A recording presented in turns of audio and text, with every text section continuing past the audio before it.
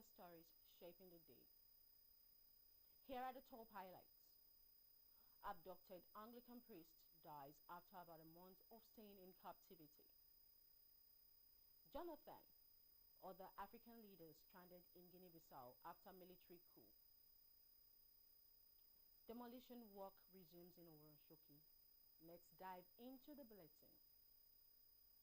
We begin on a rather sad note, as the abducted priest in charge of EDWIN Anglican Church in Chikun local government area of Kaduna State, Reverend EDWIN Achi, has died in captivity. The priest was kidnapped together with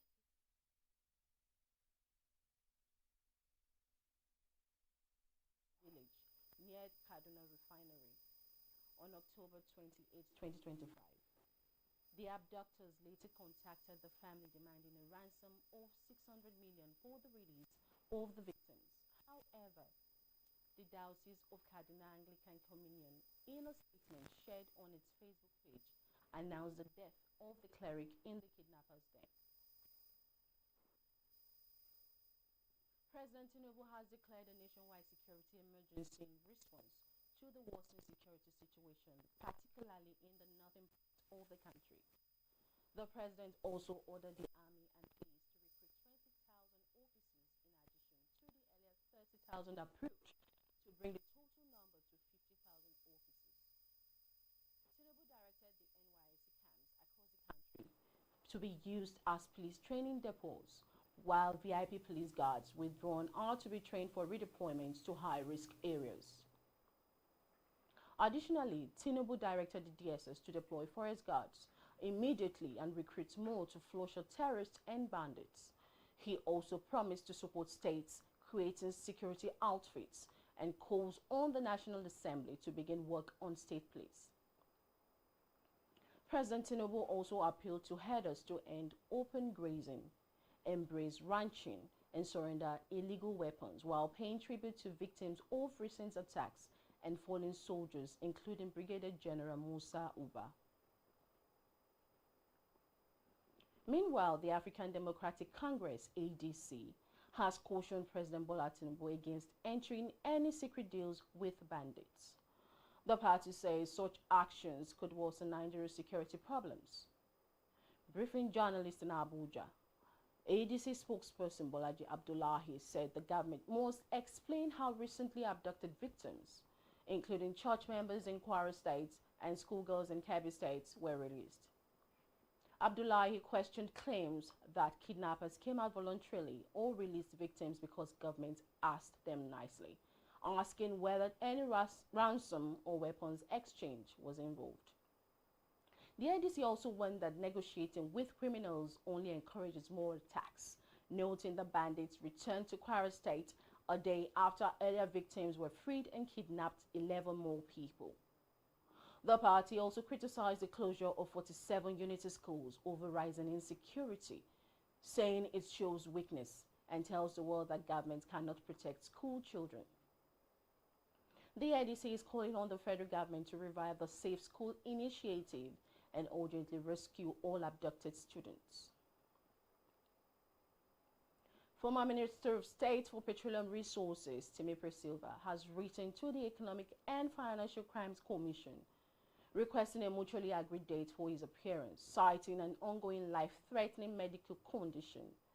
In the letter dated November 24 and acknowledged by the EFCC on November 26, SYLVA criticized the Commission's decision to declare him wanted over an alleged $14.8 million fraud. He stressed that he remained willing to cooperate fully with investigators, noting that only someone in stable health can appropriately, fully and responsibly respond to allegations he firmly denies. SYLVA recounted a series of events, beginning with what he called an unverified allegation linking him to a plot against President Bola Tinubu's constitutional authority. He described how the situation escalated into a military operation at his private residence, during which staff members were arrested and detained. The former minister said he was shocked to learn publicly on November 10 that he had been declared wanted despite earlier cooperating with an EFCC invitation in December 2024.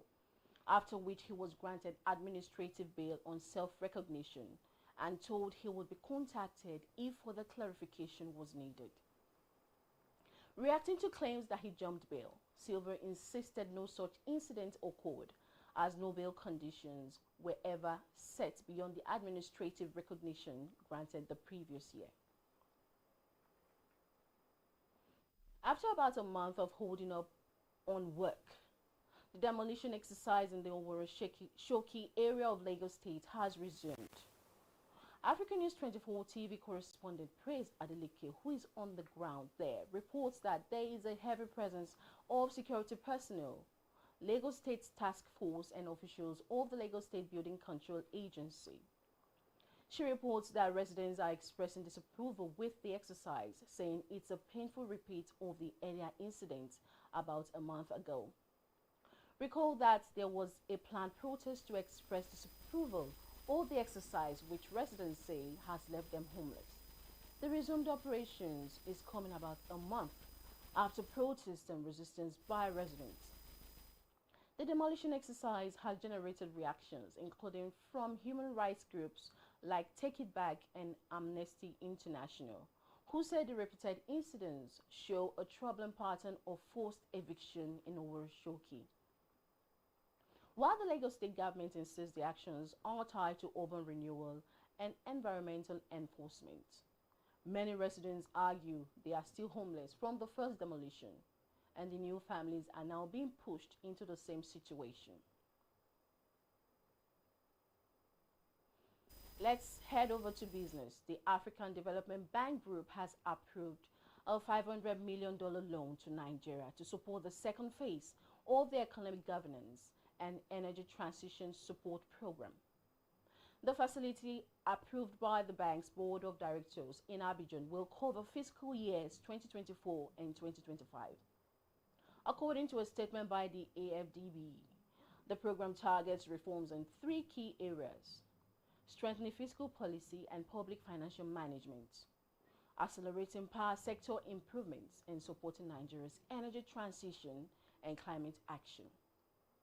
It seeks to reduce energy poverty, improve sector governance, and attract private investment.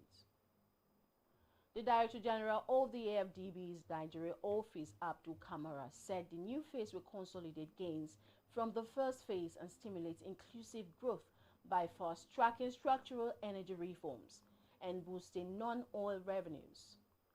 The program is expected to benefit major government agencies and enhance private sector participation in energy projects nationwide. The federal government has reaffirmed its support for private sector investments that can boost industrialization and create jobs. Minister of Finance and Coordinating Minister of Economy, Wale Edun, gave the assurance during a meeting with Fole West African Limited, a local manufacturer that has invested over 11 billion naira in domestic production.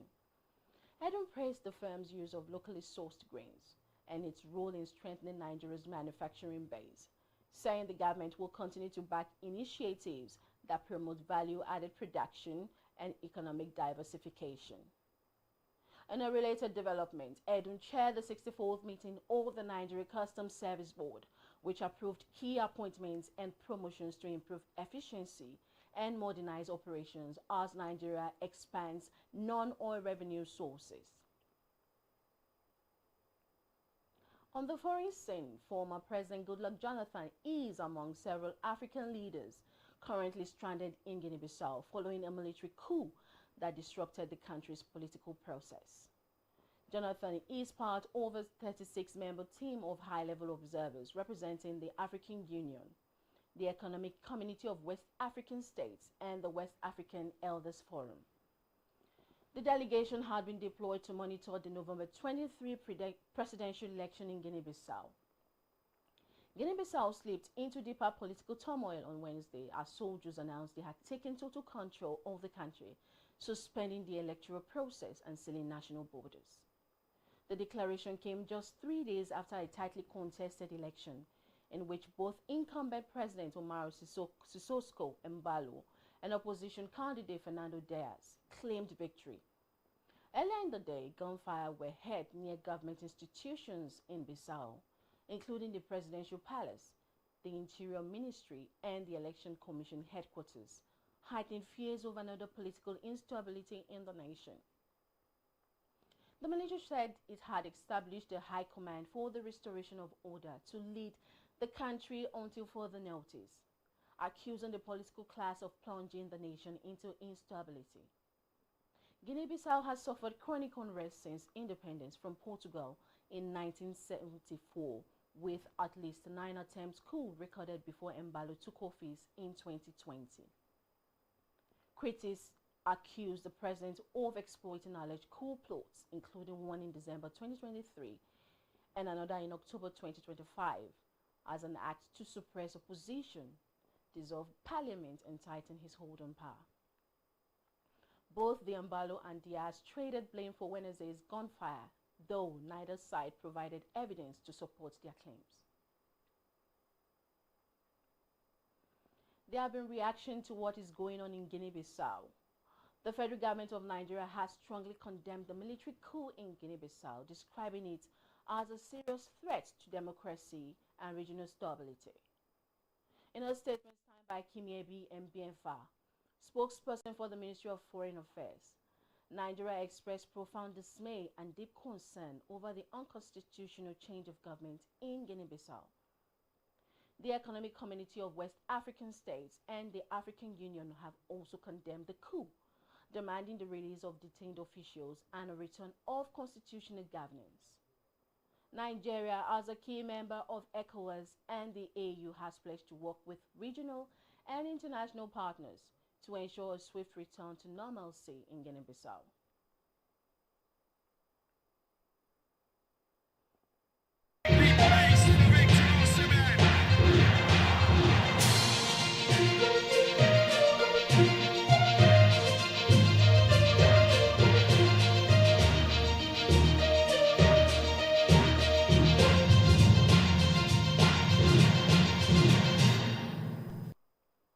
In sports, Arsenal moved to the top of their UEFA Champions League group yesterday after defeating Bayern Munich 3-1 at the Emirates Stadium.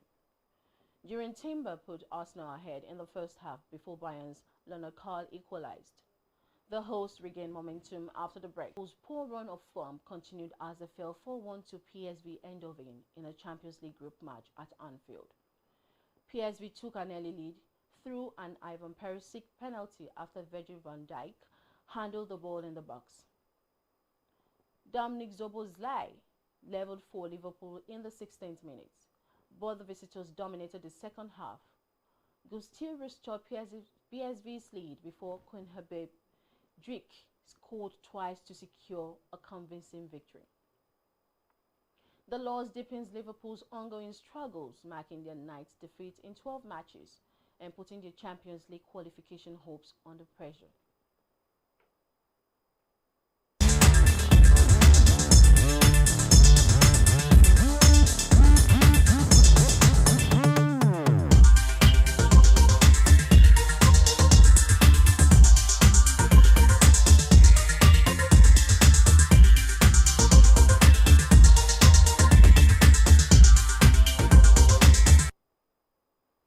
Let's move over to entertainment. Singer SIMI has publicly praised her husband and fellow artist ADEKUNLE after his recent London concert, describing the show as mind-blowing.